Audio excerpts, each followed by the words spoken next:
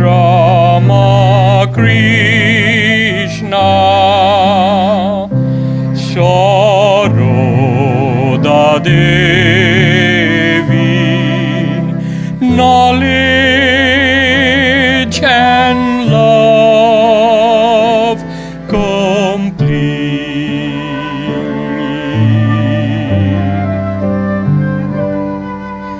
Shri Ramakrishna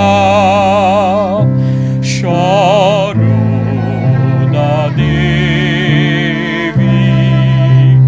refuge we take at your feet.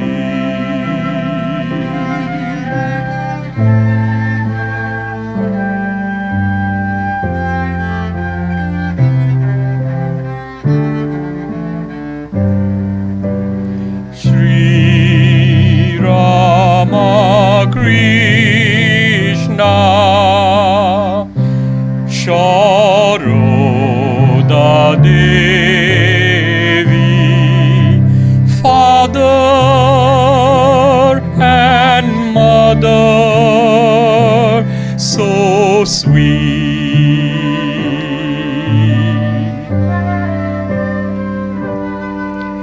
Shri Ramakrishna Sharoda Devi, refuge we take at your feet.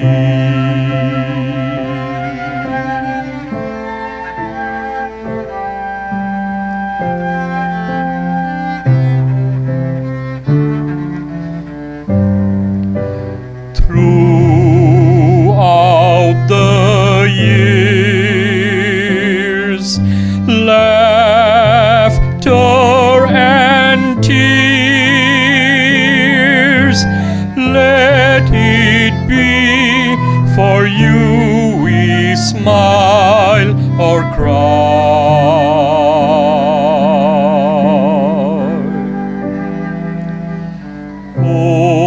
Open our eyes, love of our lives,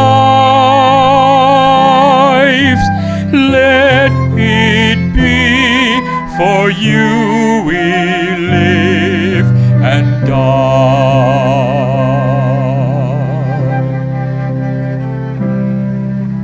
Sri Ramakrishna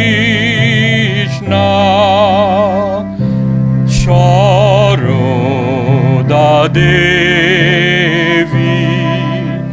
Father and Mother so sweet.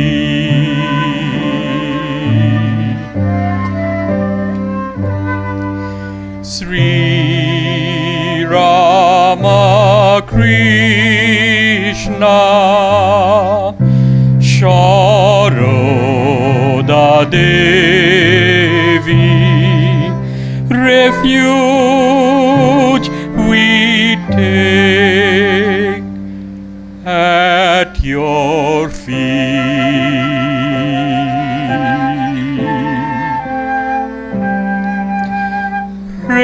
Refuge we take at your feet.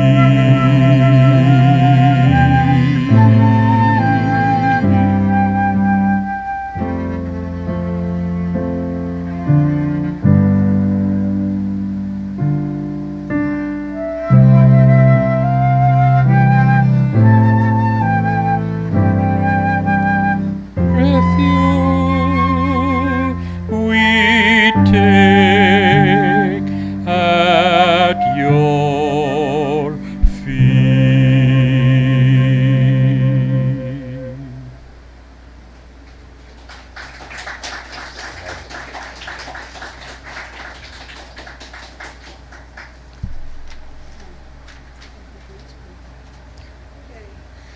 Okay, this song is called The Song of the Free. Some of you may be familiar with the lyrics as we sing, because this is based on a poem by Swami Vivekananda. So here it is.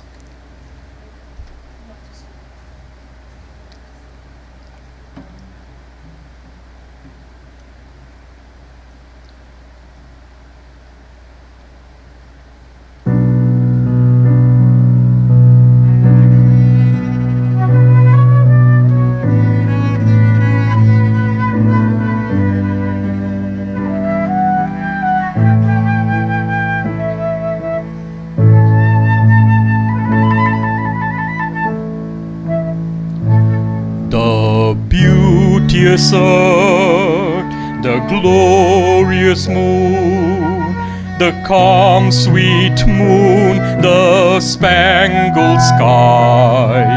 Causation's laws do make them run. They live in bonds they die. Now know these are the outer crust, all space and time, effect and cause. I am beyond all sense, all thought, the witness of the universe.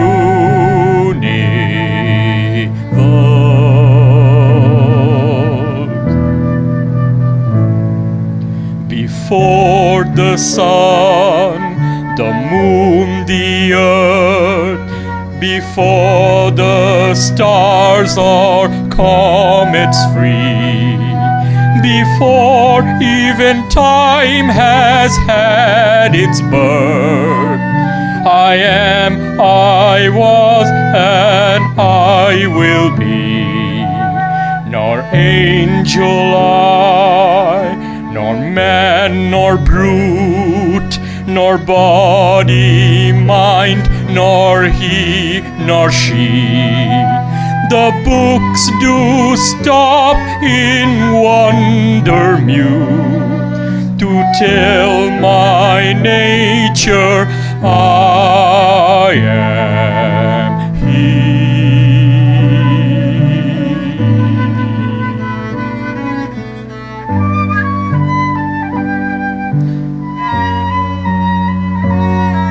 Let eyes grow dim and heart grow faint, and friendship fail and love betray. Let fate its 100 horrors send, and clotted darkness block the way.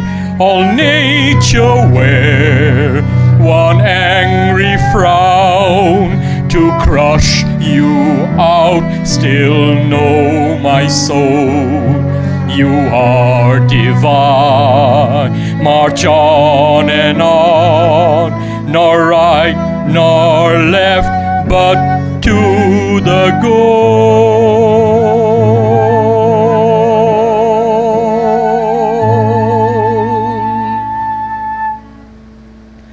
The beauteous earth, the glorious sun, the calm sweet moon, the spangled sky. Causation's laws do make them run. They live in bonds they die. From dreams awake, from bonds be free. Be not afraid this mystery. My shadow cannot frighten me. No once for all that I am he.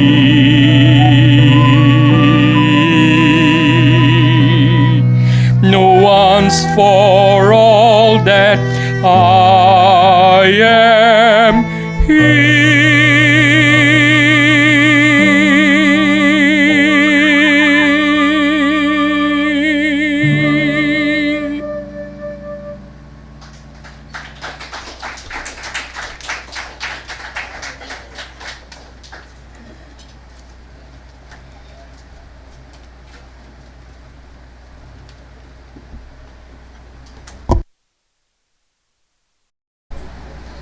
Well, thank you so much to the San Diego Choir, who so willingly accepted my invitation for them to come and share with us their music.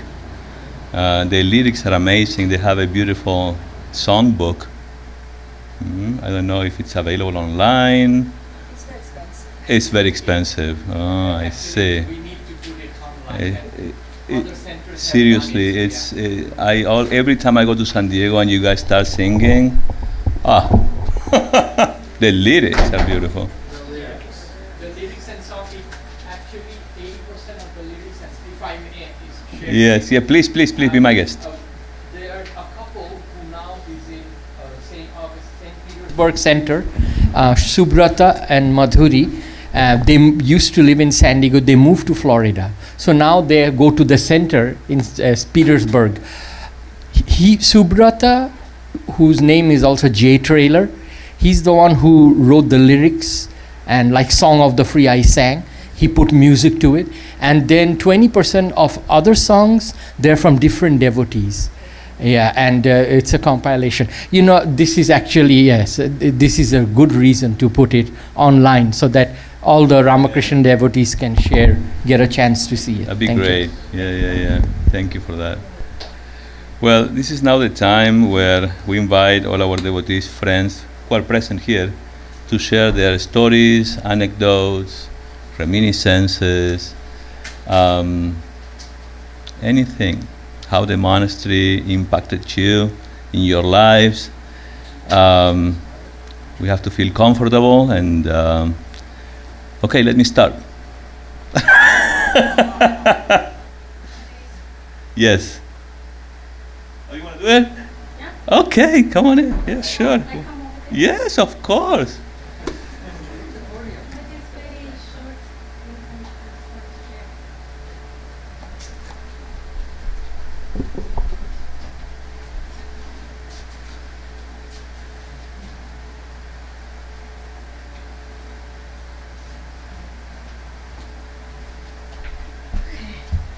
Sai Ram and Hari Ram to everyone.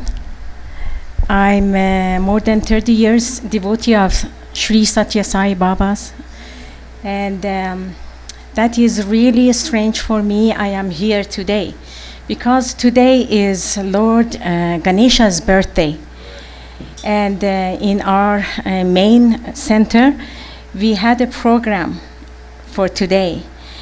Yesterday, one of my friends called me and says, "Are you going to this place, like a Ramakrishna's monastery?" I said, "No, we have our own program in Riverside, main Premanilium.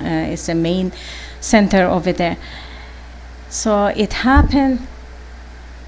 He invited me here because I was not able to find the ride to take me over there.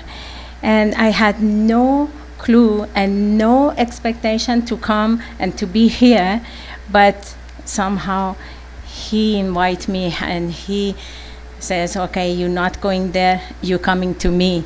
So I'm very, very happy to be here. I was, taking my dog out. I come in and I said, "What should I do today?" And then I said, "Maybe I have to go there." And without anything I do, I just grab clothes and put it, and then came here. I said, "Okay, maybe they are closed," because many times before I tried to come, it was closed. Then I said, maybe short program they have, and I miss the program. At least I am in their environment. Maybe I in half of it, but I was ahead of time here, and I was in through all program. I really appreciate all of you, and more all. How do you call? Sri Ramakrishna. You don't call Bhagavan or Lord or He goes by Thakur. Thakur. Thakur. Thakur. Thakur means sir. Yeah. Okay. For me, he is everything, because I respect and, adore all of them. Wonderful. Thank you so much. I just share. What's your name again? Tarane. Tarane. Tarane.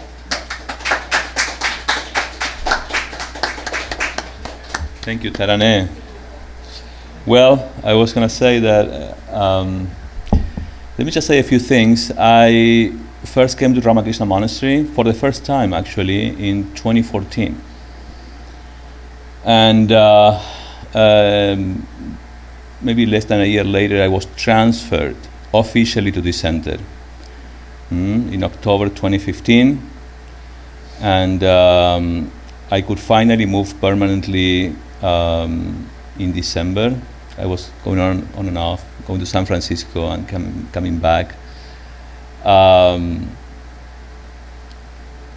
In February 2016, unfortunately, Swami Rupeshananda, who was then the main Swami, or in charge of this place, asked me to go to the bank and get my signature registered, because he had to go for a few days. His father was sick in the hospital, and he needed somebody to look after the monastery. So that's what we did. And I'm still waiting. I'm still waiting. It's been 9-10 years almost. And it's been very challenging, but at the same time, very extremely rewarding. Sometimes we are just a few doing all this, to be frank. We invite devotees and volunteers, and I have to say we are very fortunate, because this is one of the few centers in the whole United States that gets 35, 40 people for a Karma Yoga Day. And I'm very, very fortunate to have you guys as what I call, so in our case, we're a monastic community, and you are part of the Ramakrishna Monastery community. So I wanted to thank you, seriously. And well, as I was saying, it's been very challenging all these years. This is the first time in my monastic life where I was given this huge responsibility of being in charge of a center. It's not a full center, it's a sub-center of the Southern California, but still we are quite autonomous. We take care of ourselves in every way. We have to ask for permission, of course, to the society when we want certain things. But as for the rest, we are very independent. And well, I learned so much by doing this. I almost have to share with you that sometimes I forget myself completely. And the joy that I get in my heart, I have no words to share this with you. Sometimes I feel like I'm floating in the air. So I think service, it's an amazing opportunity. The Ramakrishna order gives a lot of space for that. Swami Divyanandaji was talking about, I think this morning, if I'm not wrong, about one of our monks. He was very senior. Even then, he would say, I am 24 hours available. Anyone who needs anything, I am here for you. Many monks were hesitant, to disturb him or disturb his rest, but the Swami had that attitude, that the service and work for Sri Ramakrishna. Sri Ramakrishna is our symbol, the symbol that we use here for the ultimate truth. Our monastic life is centered around him. I don't know if you noticed. Here we have a shrine dedicated to him. We do every day puja. It's a very ancient ritual where we honor our teacher. He's very special to us because he represents the highest truth. Maharaj today was talking about Ramakrishna as the embodiment of love, and he was talking about the concept of avatara and incarnation. Sometimes I try to avoid those words, avatara, incarnation, because I feel that sometimes it's a little private to us. Meaning, yes, it is true, in our monastic tradition, we look upon Sri Ramakrishna as the embodiment of what we call the ultimate truth. Yes, we say God. But God is everywhere, and if He is everywhere, it must be in you, in me, in all of us. So we are all incarnations of God, no doubt about that. But in His case, the degree of manifestation is extraordinary. Because of that reason, we look upon Him as the highest, the ultimate, our symbol of God. We do not preach Him, we don't preach Sri Ramakrishna, we only preach and share His teachings, His realizations. So everybody is welcome to imbibe His teachings and get a better understanding of what a spiritual life is all about. To renew your commitment to something that is very true, the transformation of your personality and your character. Having a relationship with God, having an inner life is essential. It's given to human beings. Personally, I am so grateful that that's it. I'm done in my life. I don't need anything else.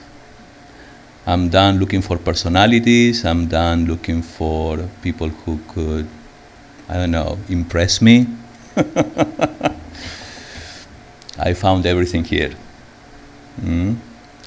It's been 23 years of monastic life. I'm very blessed. I've been blessed by many great, great monks. Sometimes I get a little emotional when I'm around these old monks like Chetanananda, Divyanandaji. They get into that natural and spontaneous mode of talking about Sri Ramakrishna in such a deep and endearing way that is very touching to me. And that happens, of course, after lunch, after breakfast. They start talking about Ramakrishna and everything they learned from the senior monks. Many of them are not in this world anymore.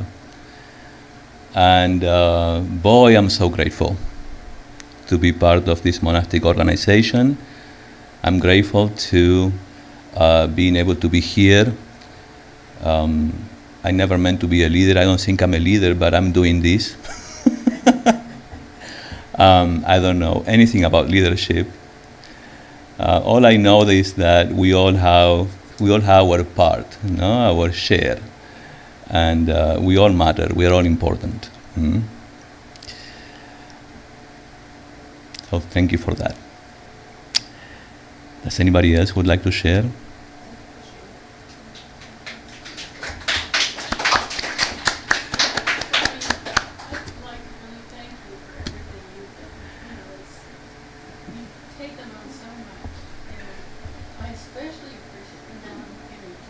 Okay, come over.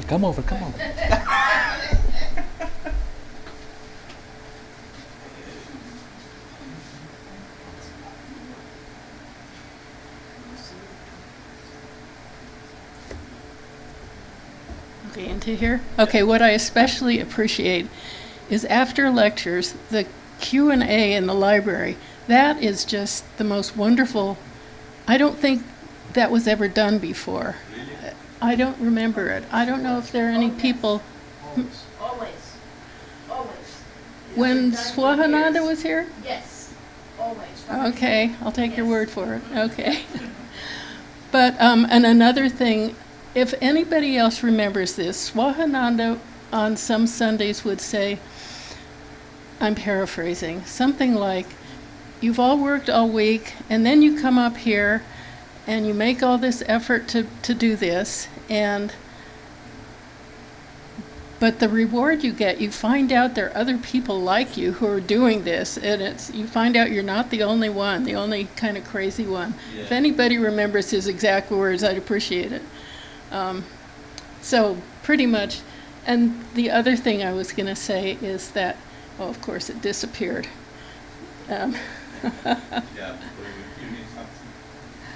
No, I've got it. Well, just holy company means so much to me, and over the years, that's what I've gotten from coming up here. Ramakrishna really emphasized the need for occasionally getting out of the house and seeking holy company. So, appreciate that. Thank you.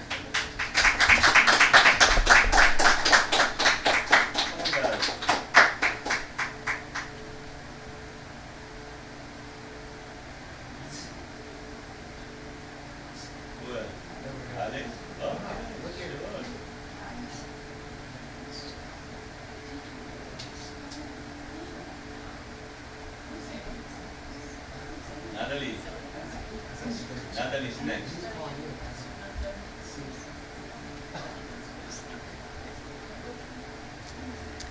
Good afternoon, everybody. My name is Anne. I have been coming up here for about 20 years, and very auspicious on how I found this place.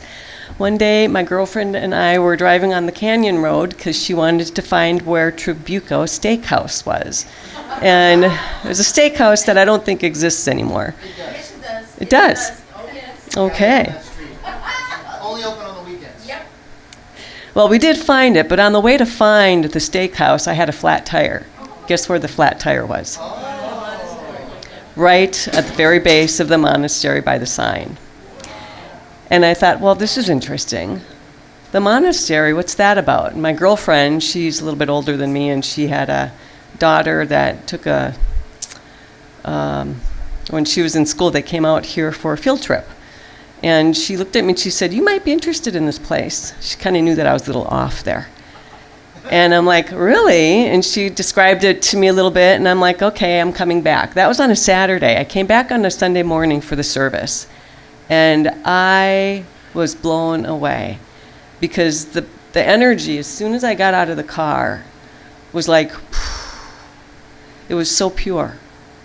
I felt something that I've never felt in my life, but I knew it was always there because this is what those that knew talked about. And when I felt it, it was like, what is going on here? I don't know what it is, but I know I'm coming back. And when I came and sat in the first lecture, and the esoteric teachings, the truth, the real truth, I was raised Roman Catholic. I just explored many religions because I was kind of pushed out of that at a very early age because of life situations. And this, from all of the different philosophical teachings that I've explored, this was it manifested. This was embodied. And I knew it and I felt it. And I haven't come up here like every single weekend, but this is what I've always considered since I found this place to be my spiritual home. Because every time I drive up here and every time I get out of that car, it's that same feeling of God. The divine light, the purity, the essence of nature, of the beauty of, I don't know what's going on up here. I know Aldous Huxley was up here before. And so when I sit in that library and I feel the energy of those that had been here and the explorations and the teachings that they've, shared in the past, it's exactly where I was supposed to be and am. So, yes, from the lectures to the Q&A to the Wednesday nights to, the art tea in the shrine, through the years, I've come up for different reasons, and sometimes consistently, but there's no place in the world like this. I've been to India, and it feels a lot like India's spirit and energy in here, but it's not. It's different. And there's no place like this place. So, just thank you, Ramakrishna. Thank you, Shiva. Thank you, Guruji. Thank you for all the divine, for building something like that for us, that we get to explore and experience this in our embodiment. Because this is divine. It's divinity. Thank you.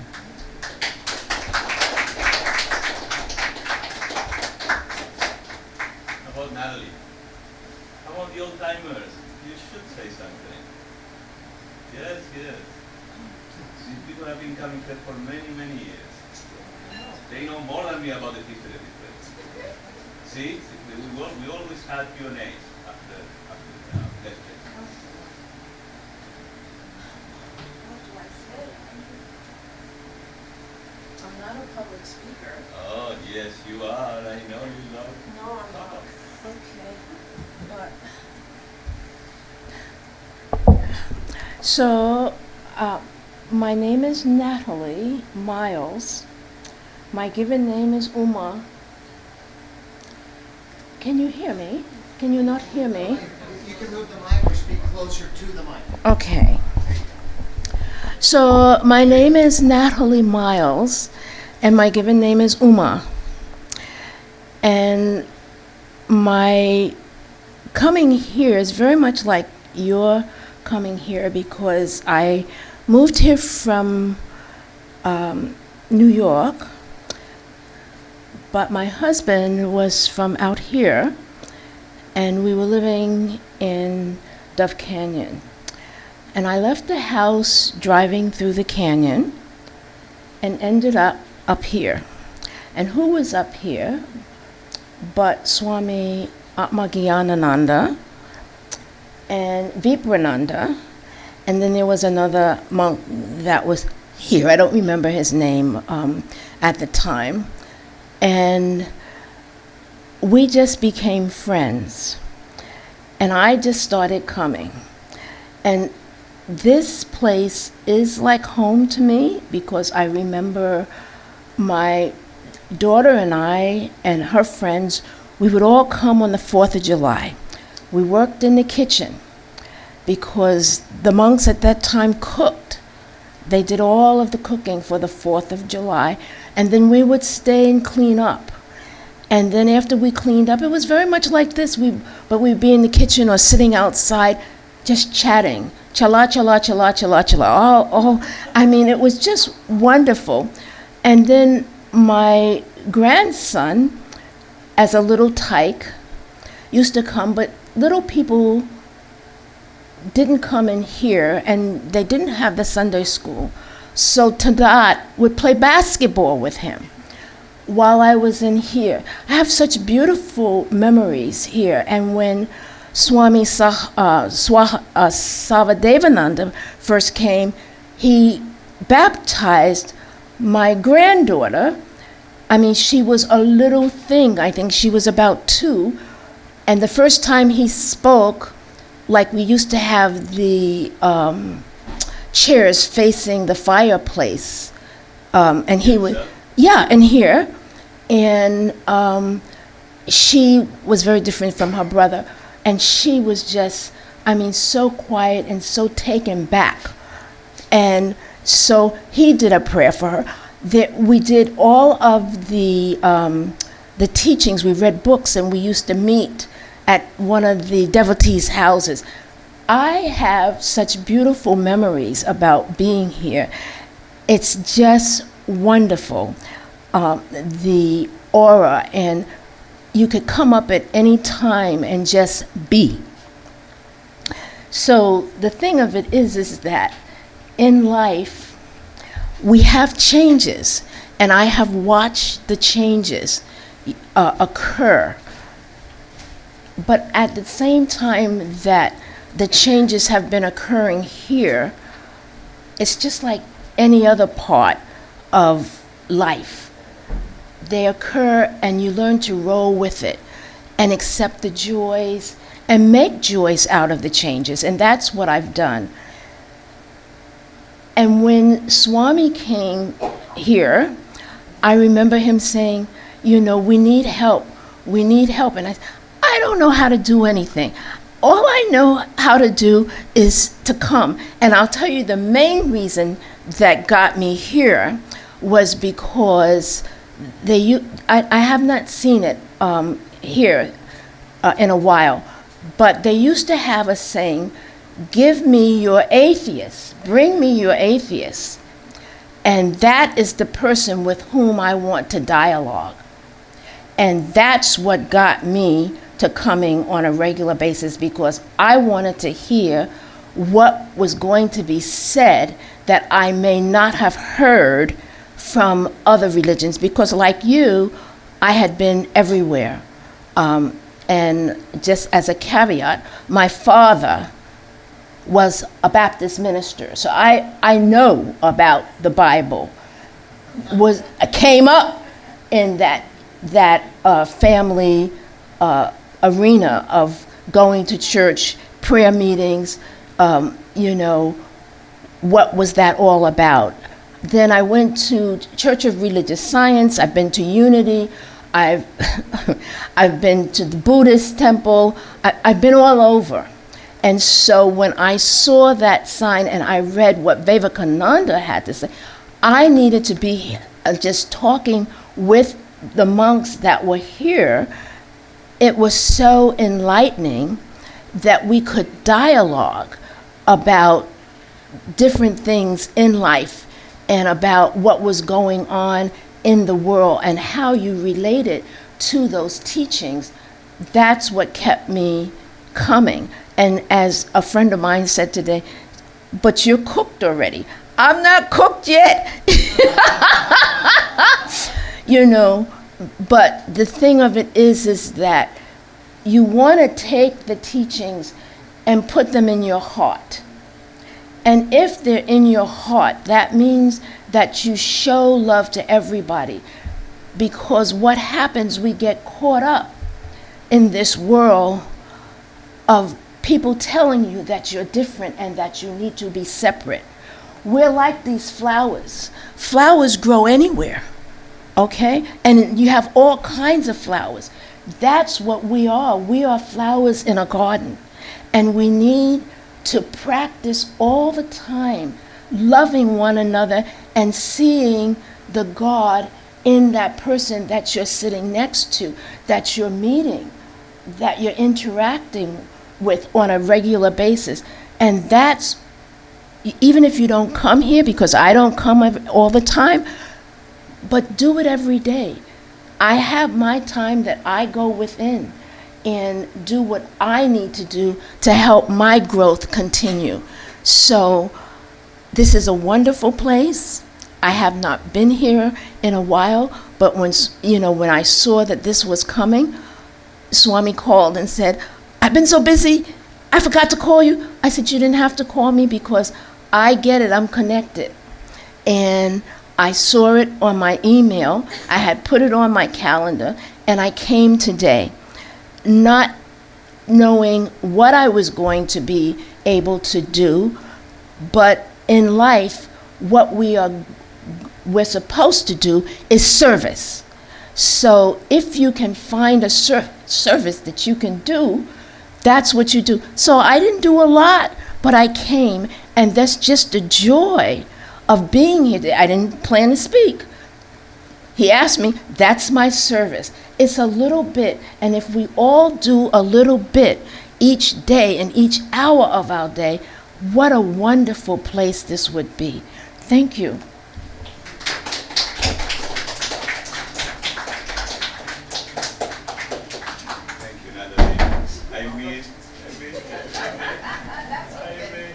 Maharaj is leaving right now, so I have to meet him.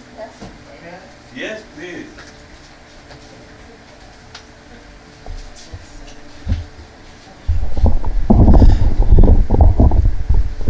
Hi, everybody.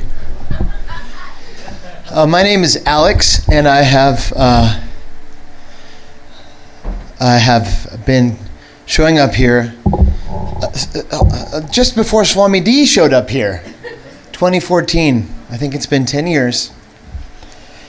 And I, like all of you, have a unique upbringing. The things that I was born into, like a raised Catholic with a Latin immigrant family from Colombia, and all of these factors that give us our impressions and show us who we are, or at least we get an idea about who we are based on how the world treats us, how life treats us, the behavior of our friends and our family. So I grew up around here in Lake Forest, and I had been passing by this place my whole life, really. Not every day or even every week, but year after year, I'd come through here at least a couple times a year, and see the sign and go, oh, Ramakrishna, Hare Krishna. A little bit. Because I grew up here, I went to Laguna Beach all the time as a kid, and I saw the Hare Krishnas and their demonstrative stuff and their display cases and their dancing and their hair here. And they were really, to my little Colombian boy mind, Colombian American Catholic mind, really weird. Now they're not weird anymore, but needless to say, I would see the sign and go, oh yeah, Hare Krishna, I get it, Ramakrishna. But the day came when I was around, if it was 10 years, I'd have to be 42. A friend of mine asked if I would like to come in and check out this shrine trail. It's like so many hikers and so many visitors come to see the shrine trail. And so I came up here. Thank you, ladies. It was beautiful.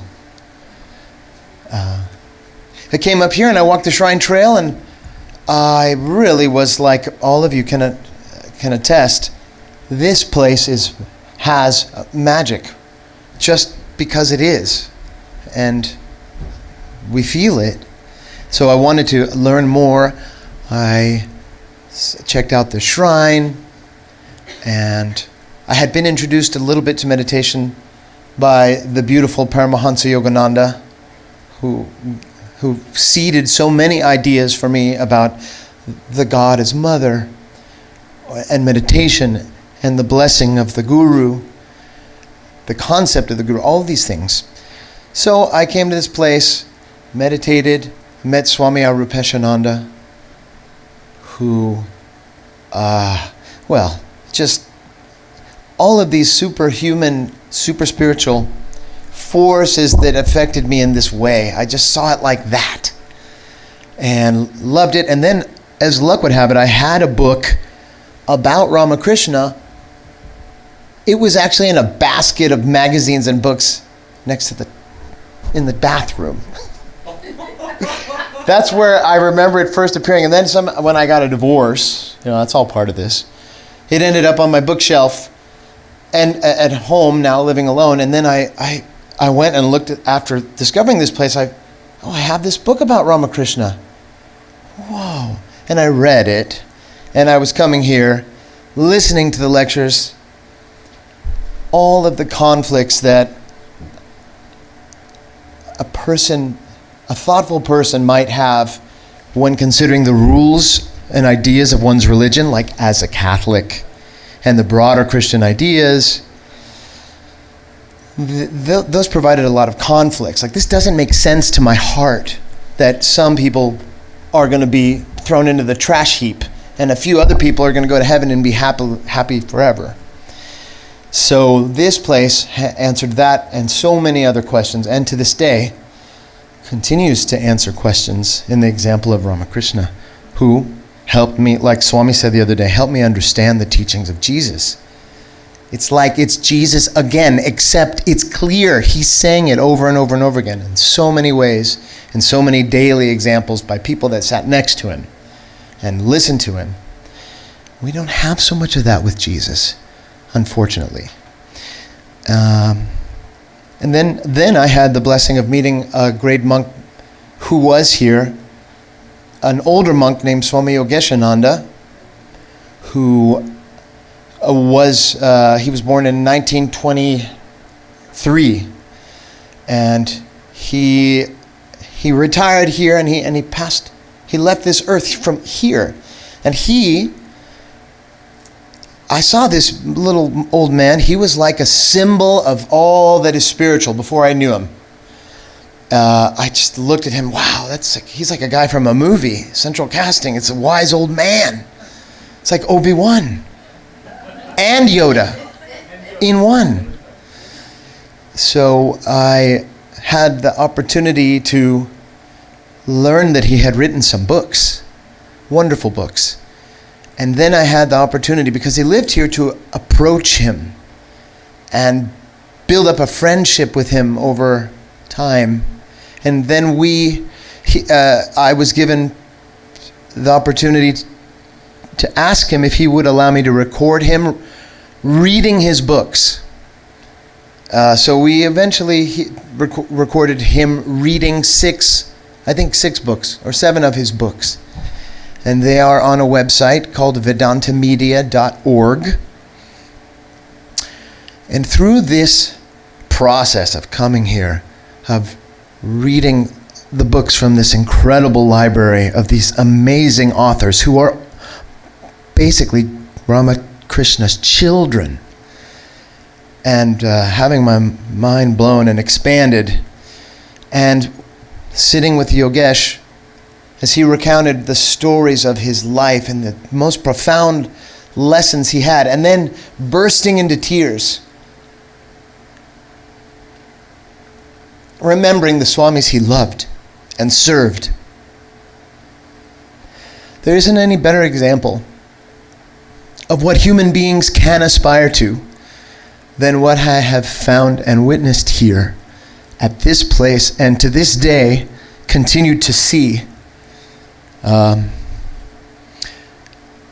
So, in conclusion, I would like to posit that this is, if you all remember the Superman movie, the first Superman, where a young teenager, Clark Kent, who didn't understand what he was, he just had these crazy powers.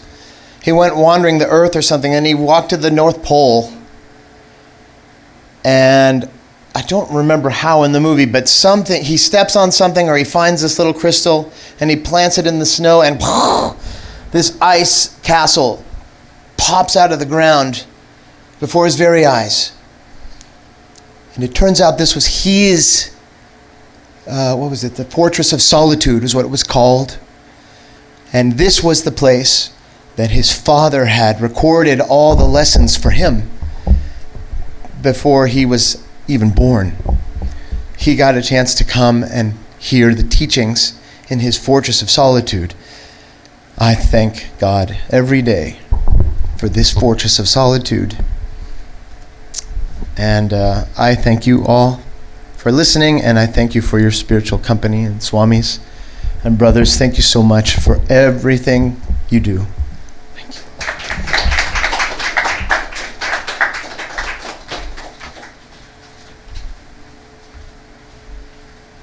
The Fortress of Solitude. I do remember a little bit. It's quite old. The movie is from the 70s, no? Yeah. Well, does anybody else who would like to share your stories? Anecdotes? Okay, one more, and then I will pick 3 of the online stories or anecdotes, and I will share them with you. Please come.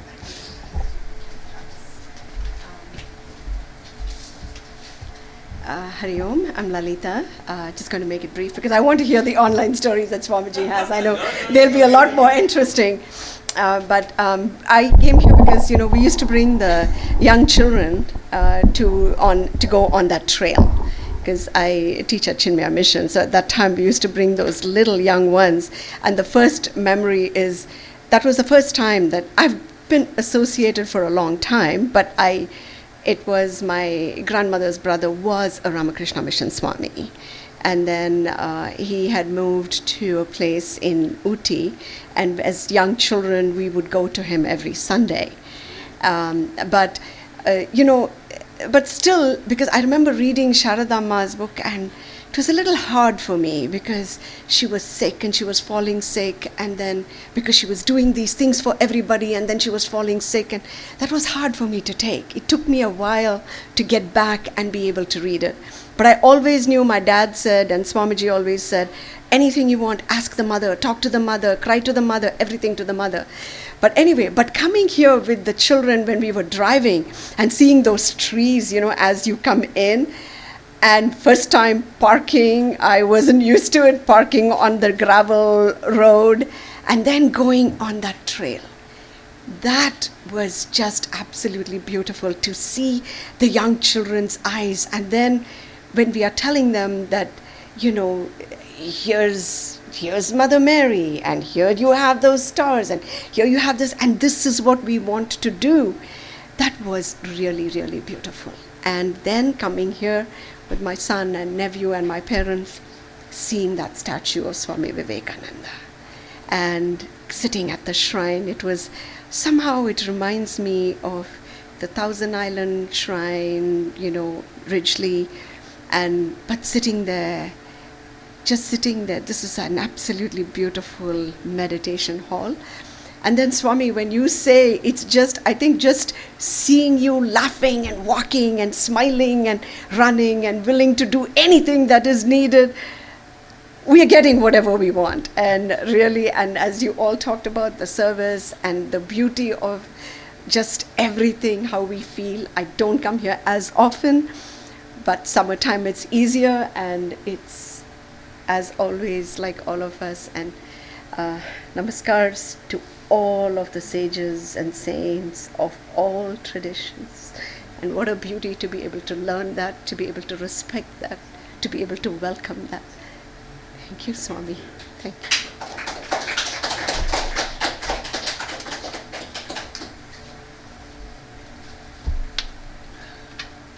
Thank you so much for sharing. Bhagavan Bhagati.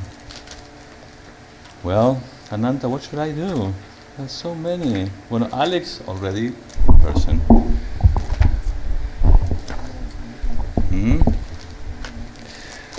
All right. Well, Becky Martinez.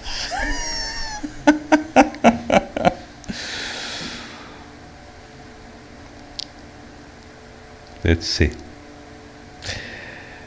What specific memory or a story you would like to share about Ramakrishna Monastery? That is the question. As with many sitting here, my pain and suffering led me to Ramakrishna Monastery. I've been a seeker for most of my life. Growing up in the 60s and 70s, amidst turmoil and strict religious practices, set me on a quest for truth. I longed to believe in a loving God, but every church I entered preached a judgmental and vengeful deity. That changed when I walked into our monastery bookstore and was greeted, oh my gosh, I remember, and was greeted by the radiant, loving face of Swamiji. No wonder you're reading this story. Because I remember that day, yeah. I was then doing, sitting there in the bookstore because, it was, later on I decided to ask or, give the opportunity to devotees to volunteer in the bookstore.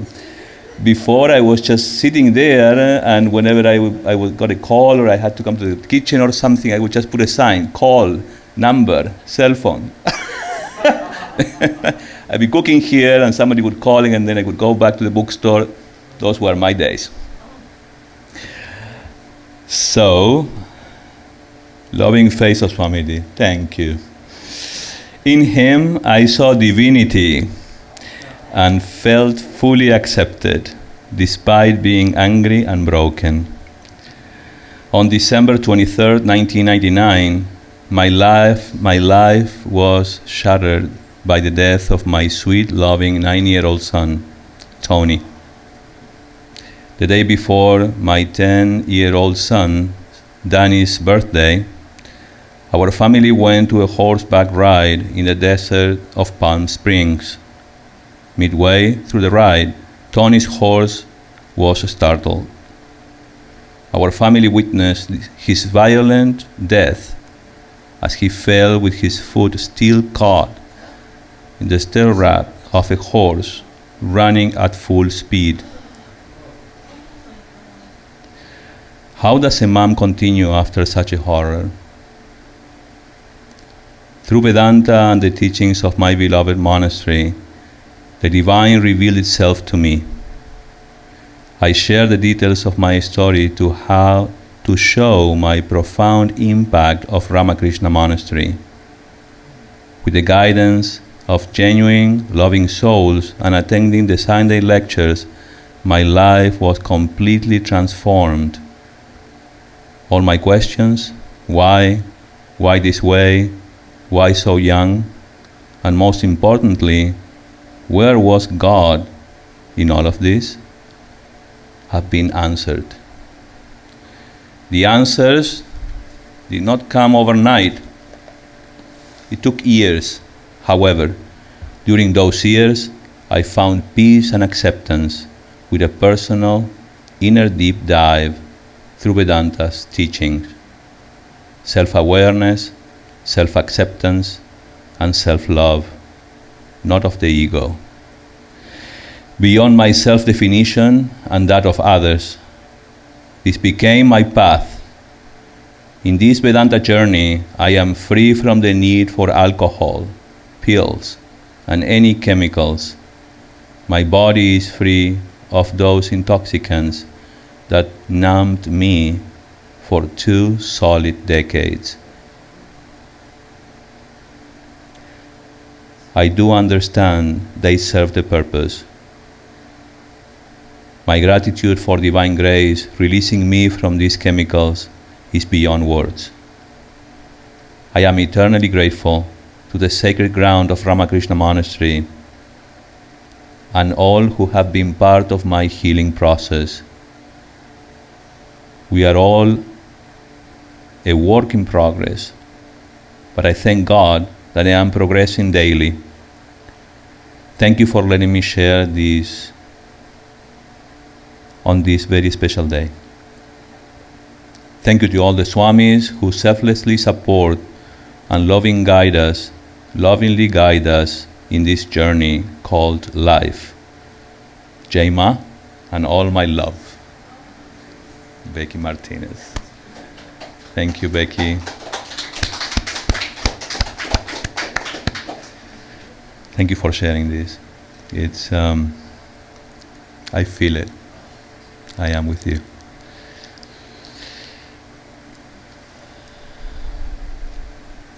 All right.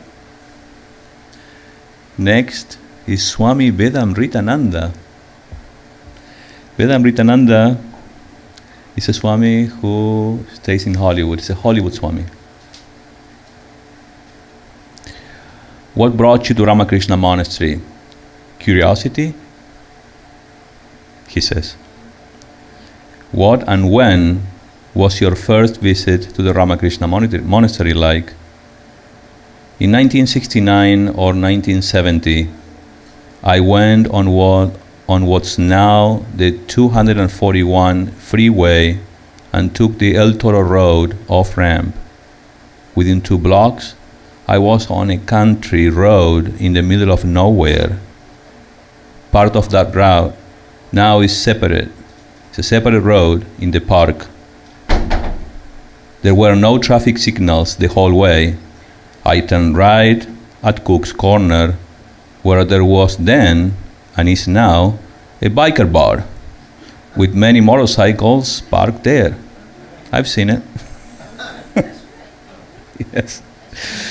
I continued on Live Oak Canyon Road for a few miles and just barely saw the road to the monastery on the right. In those days, it was mostly a dirt road uphill to get to the monastery. On arrival, there was such a feeling of solitude and serenity. There was no park next door, just the monastery and surrounding property. It is true, in those days, the park was part of the monastery. We had 300 acres of land. In the mid-70s, towards the end of the 70s, we donated 260 acres to the park. On arrival, there was such a feeling of solitude and serenity. There was no park next door, just the monastery and surrounding property. From the Vivekananda statue, you could see only farmland and pasture below. The quiet was deafening. Thank you for that. Deafening. I met then Brahmacharis Tadatmananda, Bhadrananda, and Asim. Probably Natalie remembers, Uma remembers them. All whom I equated with the monastery. Bhadrananda later came to Hollywood and helped take care of Swami Prabhavananda and lived in the room next to mine. He was a prisoner. Oh, I read it right. He was a prisoner of war camp in Japan for the whole war and had many interesting stories to tell. Bhadrananda loved to take long walks, and he was the person who introduced me to the Hollywood Reservoir on a long walk we took together. I should also mention Devidas, or Jean Merriman, who captained a PT boat in World War II. He was a frequent part of the monastery. The four of them I equate with the Trabuco Monastery, and it was my privilege to visit many times over the years. What does the monastery mean to you? That's the question. What is the specific memory or story you would like to share about Ramakrishna Monastery?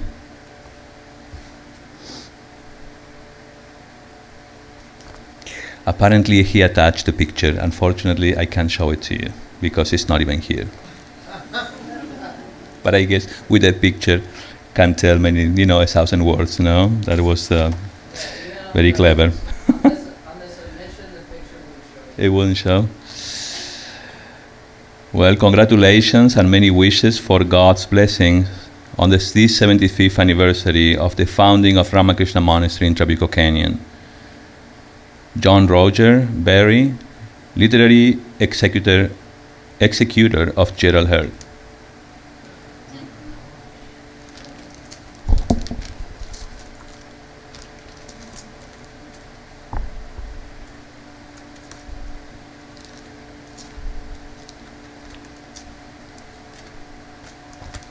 All right. Alex and Stephen Gillette. You know them? Alex and Stephen Gillette. They are actually neighbors. Alex. They live here in Rancho. Alex actually helped preparing all these beautiful flower arrangements. What brought you to the monastery? Many years ago, a friend of ours mentioned that she had been enjoying attending Sunday talks at the Ramakrishna Monastery and encouraged us to go also. We thought perhaps the talks were more Buddhists in nature, but she said no, they were actually more Hinduistic. We had been casting about for a spiritual focus, and though our young son might benefit also, having always been intrigued by Eastern religions, being exposed to books like Sridharta by Herman Hesse, Be Here and Now by Baba Ram Dass, having been initiated into TM, Transcendental Meditation, in our early 20s, and influenced by the Beatles, who had spent time in India with the Maharishi Mahesh Yogi. Listening to the talks at the monastery were not a huge shift for us. When was your first visit to Ramakrishna Monastery like? We had visited the monastery property when we were much younger, but had no notion as to what religion was practiced by the monks who lived there.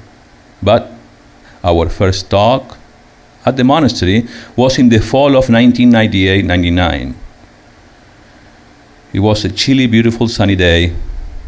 As we turned and started to walk up the gravel path to the entrance of the main building, the bell in the tower began to ring, and a black Labrador dog wagged his tail in greeting at the top of the path. That was probably 1999. Kalu, that was probably Kalu. Natalie Kalu is no longer around us, of course. I remember a delightful aroma of wood smoke in the air, so true. Here, the fireplace. In the air, and a wisp of smoke curled up from the chimney. Once under the entrance arch, a friendly smiled man with rosy red cheeks, whom we later learned was Swami Tadatmananda, greeted us warmly. Other monks approached us with the same friendly manner. When we entered the lecture hall, we noticed a roaring fire blazing in the fireplace. There were lovely paintings and sculptures all around the room. Although we can't recall who the speaker was that day, we found the talk delightful and inspiring. As we began to attend more talks, little by little, we began to discover so many wonderful things the monastery had to offer. Q&A talks after the lectures, and intimate Wednesday nights talks. In the lovely library, a bookstore with jars of honey made from the beehives of the monastery property, the shrine where one could go and meditate, the shrine trail, for a leisurely stroll, a vegetable and flower garden, a koi pond.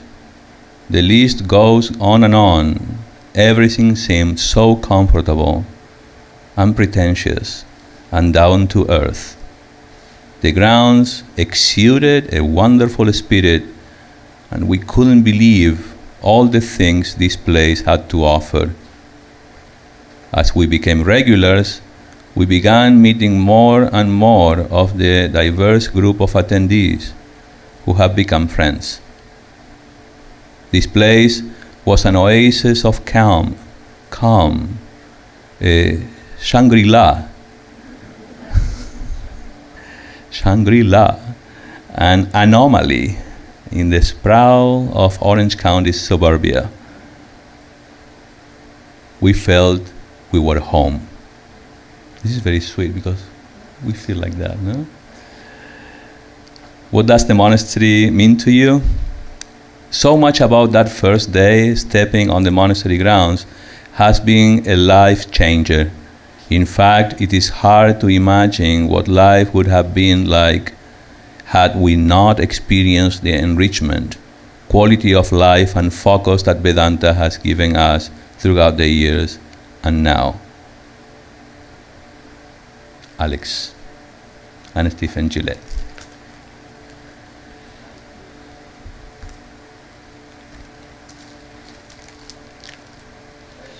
Yes.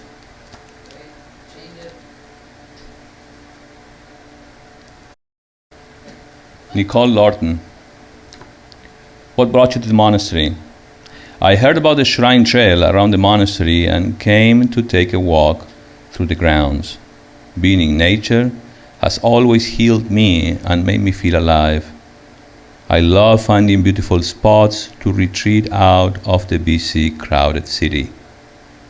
When was your first visit to the monastery like?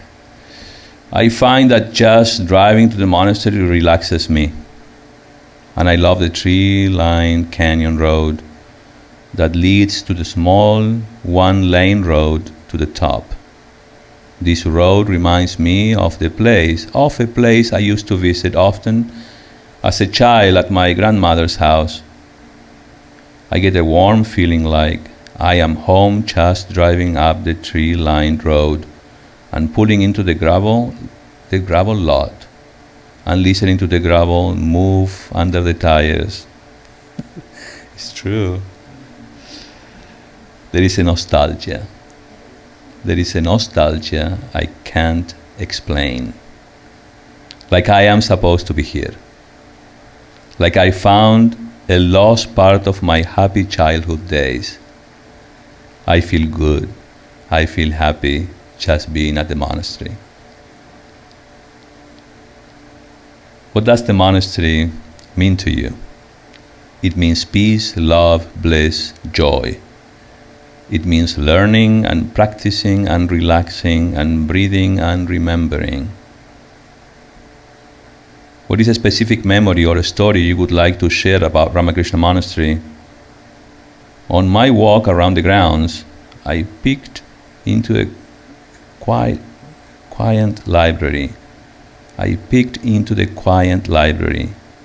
I saw the giant fireplace with a cozy seating and warm welcoming atmosphere. I so wanted to enter. No one was in there. I did not know if you were allowed to enter, but there was something that told me, this is where you would love to sit and read and study. I feel like I have been here before, maybe in a dream, but there is a familiar comfort that draws me in.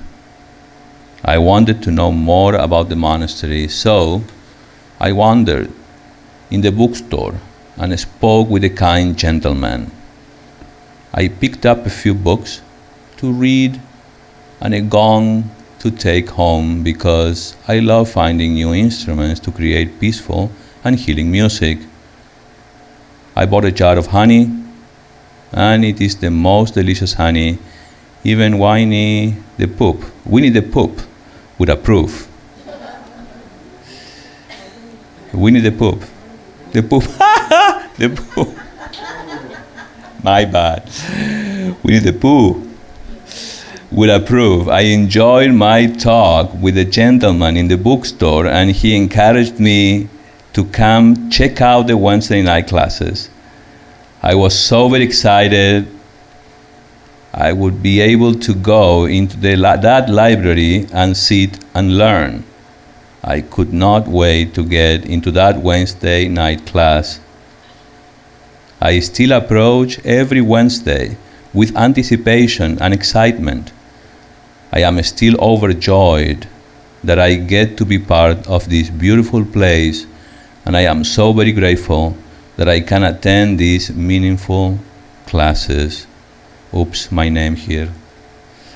Swami Dhyana Yogananda is easy to follow, very informative, and always smiling. This Swami. I love listening to his lectures. I was not familiar with the Bhagavad Gita until I started attending the classes. I am very interested in learning all that I can. I love expanding my spiritual awareness and consciousness. This all just makes so much sense to me. It resonates with my being and soul. I want to learn more and more. I am so grateful for the opportunity to get to learn and be in this peaceful, beautiful place. Thank you to all that make this happen. I am going to continue to come and learn as much as I can. Thank you. With love, Nicole.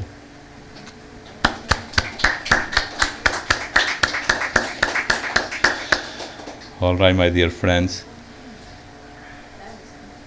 We come to the end of this celebration. Just a few of us, but cozy, family-like. Thank you so much for staying and being part of the second half of the program. Not many could do it, clearly. The heat, God knows. But hey, we wanted to celebrate only once in a lifetime. lifetime that you can celebrate 75 years, right? That's right. So we'll not forget this day. Mhm. Thanks again for being family, and I look forward to seeing you in the future. Mhm. Yes? Can I get more information about The programs. Sure, okay. So yes, thank you for reminding me. So on Wednesdays we have scripture classes. Next Wednesday, Swamiji is going to be here, right? Yeah. Yes, so Swami Dhyana Yogananda is going to be doing the class on the Bhagavad Gita, chapter number 7. The monastery opens at 6 p.m. The monastery opens at 6 p.m. You are welcome to join us in the shrine for a meditation until 7:30. Now, 7:30 in the library, we have the scripture class. In the library. 1 hour. Hmm? Yes. Meaning, we are trying our best to provide better. Is there enough light? Well, I don't know. What do you think? You got reflectors. Yeah, there are reflectors. Yes. Every Wednesday, we open the monastery at 6 p.m. 7:30 we have the class, and the class goes for an hour. What about service? I can offer. Yes, stay tuned. I can take your email address and make you part of our email list. And there you will receive information about our programs, Karma Yoga days, Wednesday classes, and Sunday talks. Now, the first Sunday talk will be on September 15th, 11 a.m. Sunday, September 15th, 11 a.m. And the talk, what is it? What's going to be the talk? Accepting life as it is. Who's speaking? Swami Dhyana Yogananda.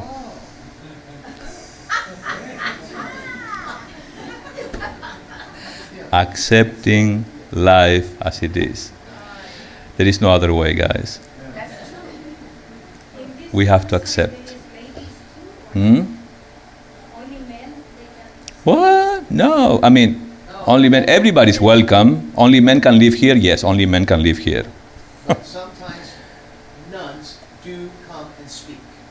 Oh yes. Oh, the speakers. Yes. Sometimes, occasionally, we invite nuns. We have a separate convent for nuns. Yes. So most of the talks that the nuns give are in Santa Barbara. It's a long drive, though. But yeah, you should go visit at least once. It's a beautiful place. Not as beautiful as Tabuco, but it's it's worth visiting.